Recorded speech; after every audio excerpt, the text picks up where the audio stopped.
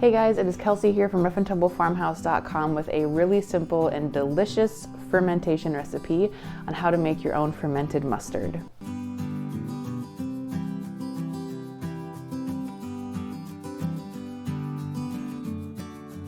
So first of all, I want to say that I'm doing this in conjunction with a bunch of other blogs doing something called Canuary, where all through the week of January we are sharing different canning recipes. So please make sure you check out the description box below. I will link to the other YouTube channels who are also taking part in this really cool thing here in January.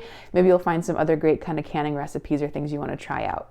So let's dive in. So first of all, this recipe comes from, I don't know if it's Kirsten Shockey, she, and I think it's her husband.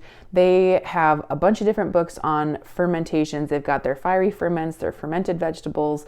They have a lot of great fermentation things out there. And so this recipe for just a general mustard comes from them. And I got it from an issue of a magazine called Taproot. So, and they have a couple different recipes in there you can experiment with. This is just kind of a good tried and true one. And it's a good basic one to get you started.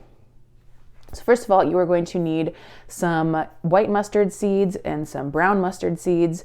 Now the different types of mustards have different kind of strengths to them. And so I, instead of getting a white mustard, got yellow mustard seeds for this. And yellow mustard is going to be a little bit spicier, just a heads up on that. And a white mustard is going to give you a much more mellow mustard. So this one, and as it sits, the longer it sits, the more it's going to kind of heat up a little bit. So if you want a bit of a spicier mustard, go with a yellow instead of a white. If you want just kind of a general good mustard for everybody, then you probably want to do the white mustard seeds.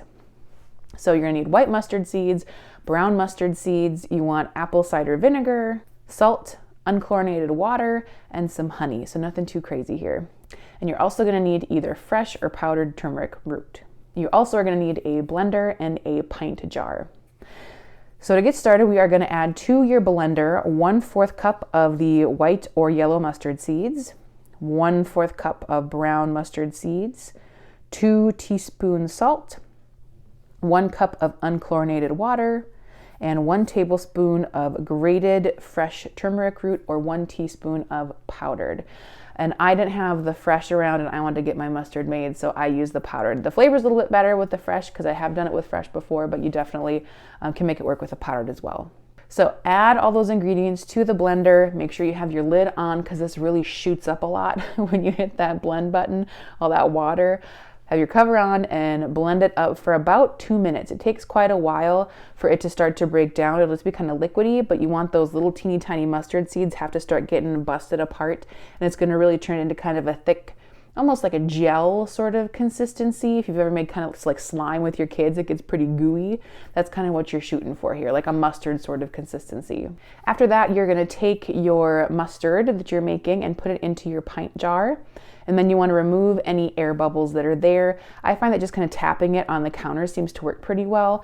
I know when I first made this, they recommended just kind of getting the air bubbles out with a butter knife. I feel like I put more air bubbles in than I got out with that. But if you have a big giant air bubble in there, then sure, go for it. Maybe use the knife. But otherwise, I found just tapping it until I kind of tap the bubbles out, or maybe try using a toothpick would be kind of a good option for getting that air out of there. Next thing you want to do is cover your little ferment here. Now we're going to leave it to ferment for 3 days. And if it's the winter when you're watching this, I'm releasing this in January. If it's winter where you are, you might want to put it somewhere warmer in your house. Our house is usually around 66 to 68 degrees in the winter. We do have a closet that stays closer to 70. And so if I'm doing any little fermentation projects in the winter, that's a spot where I'm going to stick them. So put it somewhere. This isn't a ferment that's going to go absolutely insane and explode. I guess I've only done this ferment typically in kind of cooler months because this is one where I don't really need like fresh garden veggies. It's kind of dried stuff I already have. So it's not one I've done in the summer, so I don't think it's going to explode on you, but it's always a good idea to put like a cake pan or something underneath your ferments just to be safe. It doesn't have a very long ferment. Again, we're leaving it for 3 days. You'll see kind of the surface of the mustard will be kind of a little bumpy, so that's where some of the fermentation, where you're getting some of those gases, are coming up and out through the mustard. After it is fermented, you're going to add to it 1/4 cup of raw apple cider vinegar and stir that in. And then you're going to do honey to taste. I do about 2 tablespoons of honey. You can also do sugar or brown sugar if you want. That's totally fine. I like the flavor of the honey actually a lot better than just the sugar in here.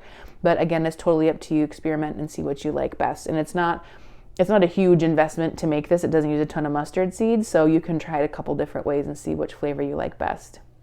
So after you stir that in, it is ready to go. It's ready to go. Just hang out in the fridge if you need. I really like making these mustards because they make a really great gift. You can put them into smaller jars. This makes a lot of mustard for sure, just in one batch.